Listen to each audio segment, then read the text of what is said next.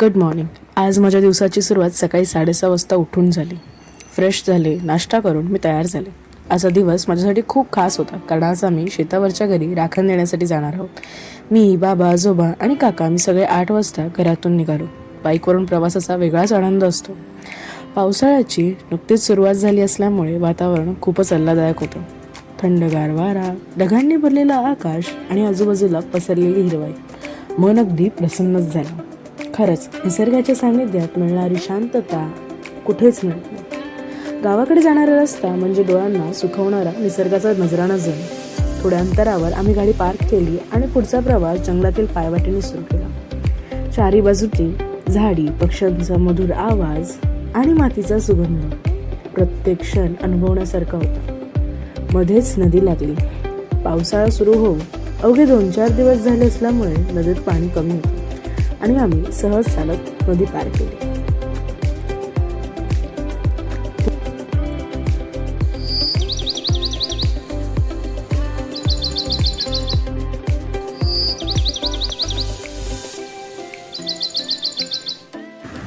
नदी पार करून पुन्हा जंगलातील पायवाटेवरून चालू लागलो.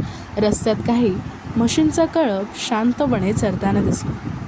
गावाकडचं हेच साधं, शांत आणि निसर्गाच्या जवळचं आयुष्य खरंच खूप सुंदर वाटतं.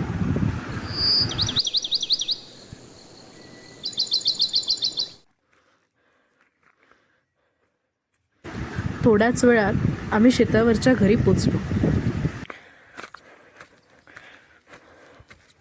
आणि हे आहे आमचं घर.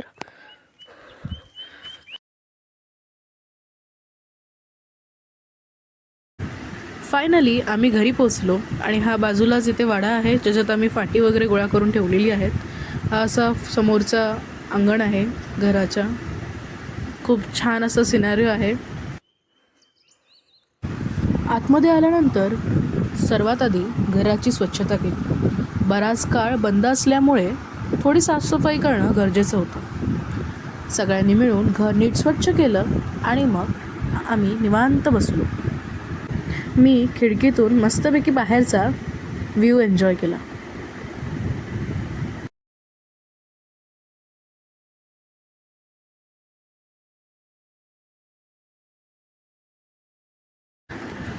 आणि आता बाबा, काका आणि मी वाड्यात आलो आहोत फाटी गोळा करायला, जिथे आपल्याला चूल बनवायला लागणार आहे.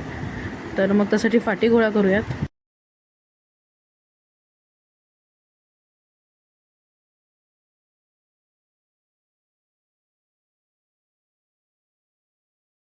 फायनली आता आम्ही पहिली इथे राखण द्यायला आलो आहोत.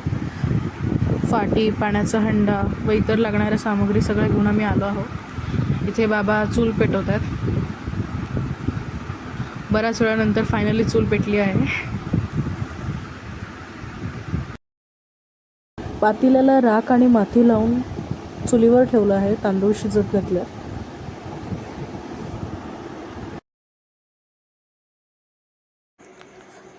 गावाकडची साधी सरळ जीवनशैली व परंपरा आपल्याला आपल्या मातीशी, संस्कृतीशी आणि निसर्गाशी जोडून ठेवतात. आणि हीच आपल्या कोकणातील खरी ओळख आहे. इथे छानपैकी आजोबांचा फोटो काढला. नंतर मग आम्ही नैवेद्य दाखवला. रानात फेरफटका मारत असतानाच आम्हाला कुड्याची झाडे दिसली. त्यावरती उमललेली ताजी फुले दिसली. ती फुलं आम्ही गोळा केली. कोकणात या फुलांची भाजी खूप आवडीने केली जाते व ती खाल्लीही जाते. तिथूनच आम्ही दुसऱ्या शेतात राखण देण्यासाठी गेलो. लहानपणापासूनच घरातील सगळ्या वडीलधाऱ्या व्यक्तींना राखण देण्यासाठी शेतावरच्या घरी येताना पाहिलं होतं. तेव्हापासूनच मला एक प्रश्न पडला होता, राखण म्हणजे काय? प्रश्न विचारताच बाबा म्हणाले, कोकणातील संस्कृती आणि इथल्या पारंपरिक श्रद्धेनुसार देव हे केवळ मंदिरातच नसून इथल्या देवरायांमध्ये समुद्र, डोंगर, झाडं आणि निसर्गाच्या प्रत्येक रूपात वास करतात, अशी इथल्या लोकांची श्रद्धा आहे. म्हणून पिढ्यानपिढ्या चालत आलेली राखण देण्याची परंपरा आजही जपली जाते. जे आहे समुदाय मते महाराजे नामदायकांनी पालनाकरणी बहिरेभाव की सरावाप्रमाणे तुमची राखण देतोय. काही चुकीपाठी झाली असतं मान्य करून घ्या. नोकरी धंद्यामध्ये जिकडे पोटात शिकायला गेलेले पोरबाळं त्यांच्या पाठीवर उभे राहा, त्यांना आशीर्वाद द्या आणि त्यांची प्रगती हो द्या आणि हर एक गोष्टीवरती लक्ष द्यावं. आणि काही चुकी झाली असते तर मान्य करून घ्या. हर हर महादेव. गारणं गाऊन झाल्यानंतर आम्ही नैवेद्य खाल्ला व इतर सगळ्या वस्तू घेऊन आम्ही घरी आल्यानंतर परत घर होतं तसं बंद करून आम्ही परतीच्या प्रवासाला लागलो.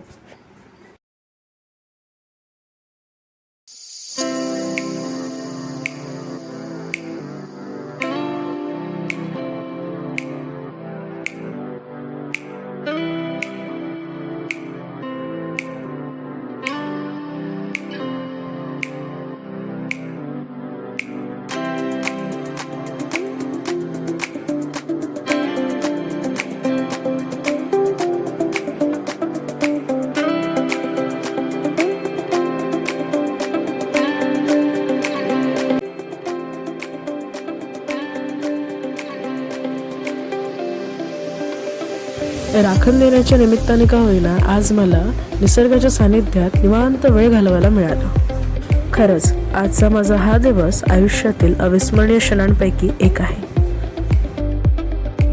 घरी पोचल्यावर आम्ही फ्रेश होऊन एकत्र जेवायला बसलो. व्हिडिओ आवडला तर लाईक, शेअर आणि सबस्क्राईब करायला विसरू नका. भेटूया पुढच्या ब्लॉगमध्ये.